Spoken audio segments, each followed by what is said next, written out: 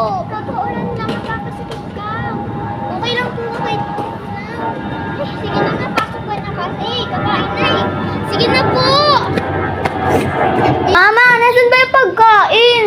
Ay, nagluluto pa lang ako. Ay, sige po, pwede po muna ako lumabas.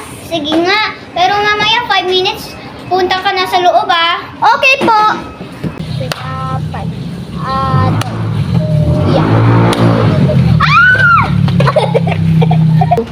Nak, nasan ka na? Nak, huwag kang lalayo. Anak, saan ka na ba? Huwag kang lalayo. Hintayin ko na lang siya.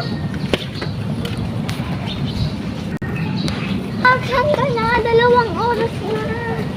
Malapit ka ng katulog. Please ka na. Ay, anak, nandyan ka na.